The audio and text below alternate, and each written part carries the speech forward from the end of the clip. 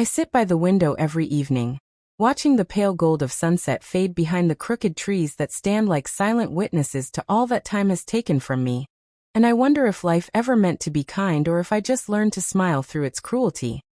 My name is Evelyn Grace Holloway, 82 years old, bones like paper, heart like glass, and yet inside me still lives that 16-year-old girl, who once ran barefoot through the meadows of North Carolina, hair tangled with wind, cheeks flushed with laughter, believing the world was hers to love.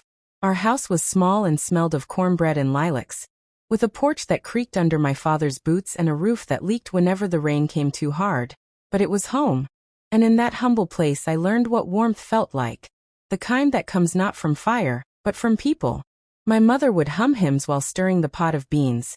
My father would tell stories about the old days, and my brother, Henry, would chase me around the fields until we both collapsed, breathless and happy, under the wide blue sky.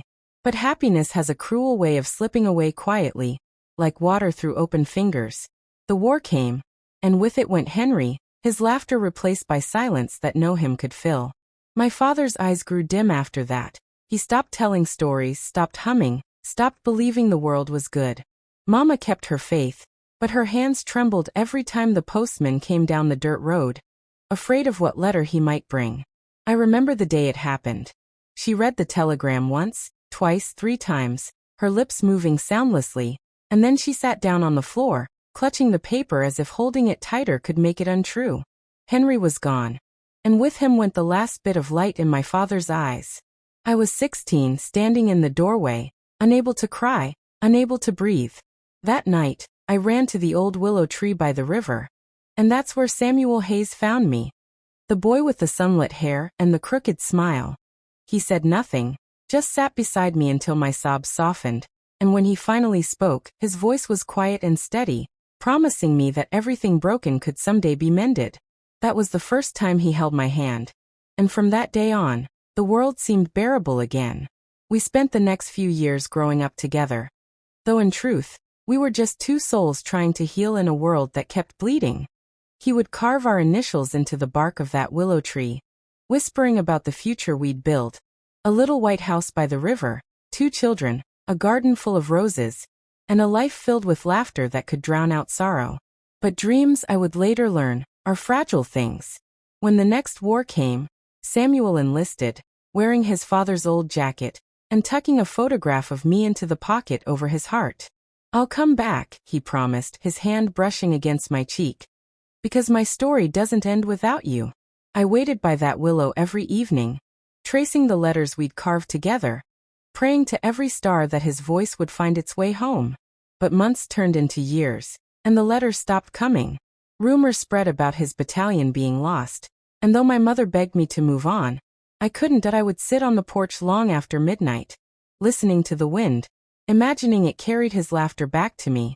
One autumn evening, I received a small box wrapped in worn brown paper.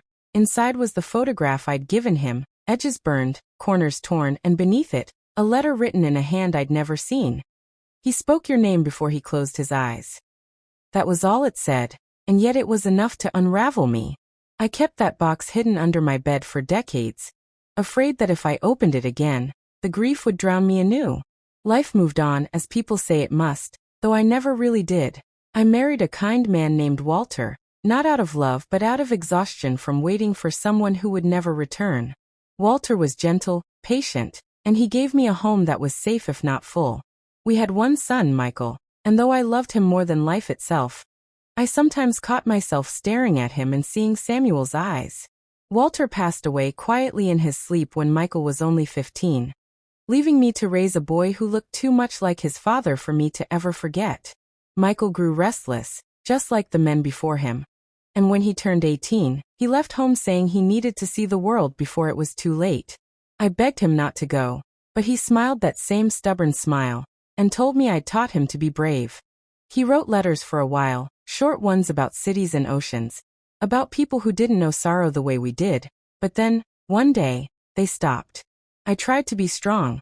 I told myself he was fine, that maybe he was busy building a life, but years passed, and silence became my answer again. I started talking to the willow tree again, the way I did as a girl, asking it if the world had a heart at all. When the pain became too heavy, I would sit by the river and imagine Samuel walking toward me through the mist, holding my son's hand, smiling, saying they were both all right now.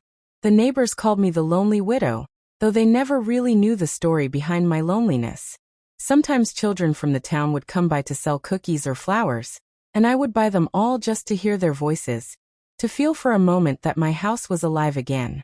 The seasons changed, and with every passing year, the walls seemed to close in, not from malice, but from memory. Photographs lined the shelves, faces I loved, faces I lost, all frozen in time while I kept aging. My hair turned white, my hands grew frail, but my heart remained crowded with ghosts.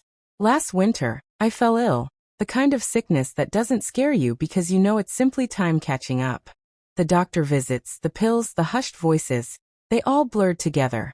I remember one night, lying in bed, the snow falling softly outside, and I thought I heard Henry's laughter again, faint but familiar, followed by Samuel's voice saying, "It's almost time."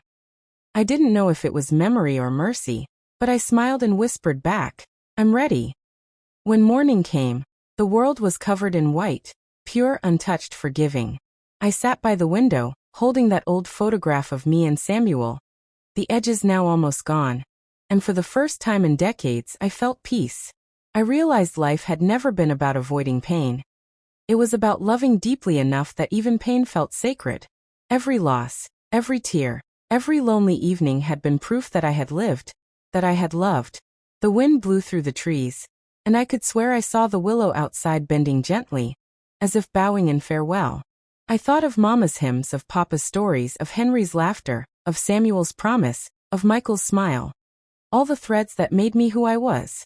I whispered thank you into the quiet, because after a lifetime of waiting, I finally understood that love never truly leaves. It changes shape, becomes wind, sunlight, a memory carried in the soul.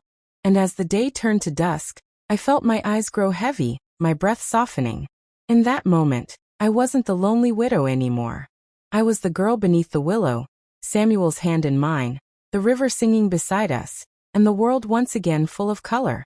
The last thing I saw before the light faded completely was that same sunset I'd watched 1,000 times. Except this time, it didn't feel like an ending. It felt like going home.